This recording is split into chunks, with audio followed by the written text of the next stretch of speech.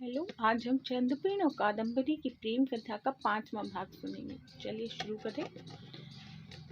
अगले दिन ही उसे महाश्वेता द्वारा भेजा हुआ एक पत्र मिला। पत्र में लिखा था, कुमार चंद्रपेड़, तुमसे मिलने के बाद कादम्बरी बहुत बेहाल हो उठी है। मुझे लगता है कि तुम उसके हृदय में बस चुके हो। मेरी तुमसे एक प्रार्थना है कि तुम एक बार फिर हेमकूट आओ और कादम्बरी को दर्शन दो। महाश्वेता।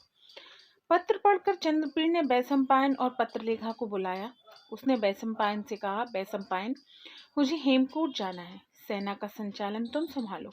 पत्रलेखा को मैं अपने साथ ले जाऊंगा। ऐसा कहकर वह पत्रलेखा को अपने घोड़े पर बैठाकर हेमकूट की दिशा में चल दिया।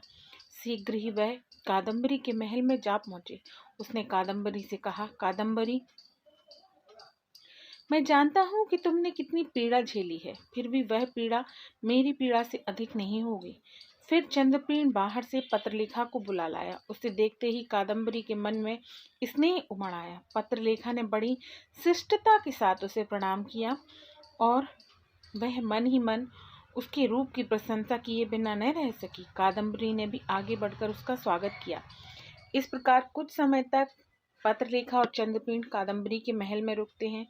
तत्पश्चात एक दिन चंद्रपेड़ ने उससे विदा मांगी और कहा, मुझे अब अपने डेरे पर जाना होगा, लेकिन मैं तुम्हें वचन देता हूँ कि शीघ्र ही दोबारा लौट कर आऊंगा। उसकी बात सुनकर कादम्बरी अनुरोध करती है कि पत्रलेखा को उसके साथी के रूप में पीछे छोड़ दिया जाए, क्योंकि कुछ ही दिनों में इसने मेरे मन में अपना एक अलग स्थान बना लिया है।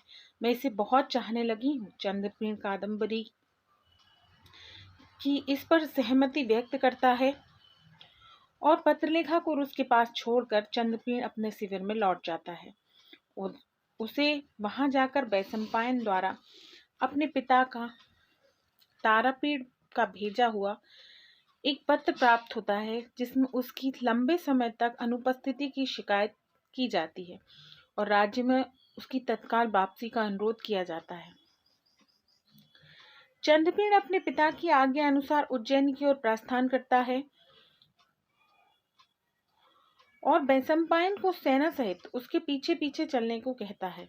जाने से पहले चंद्रपेड़ कादम्बरी के नाम एक पत्र लिखकर एक दूत को उसके पास भेजता है, जिसमें उसने बताया था कि पिताजी की आज्ञा अनुसार मुझे तुरंत उज्जैनी जाना है। कभी कभी मुझे भी याद कर लिया करना। उसके पश्चात वह धीरे धीरे लौटने वाली सेना के प्रभारी के रूप में वैशंपायन को छोड़ देता है और तेजी से राजधानी की ओर चला जाता है। कुछ ही दिनों में वह उज्जैनी पहुंच जाता है। उसे वहां आया देखकर उसके माता पिता और प्रजा अति प्रसन्न होते हैं।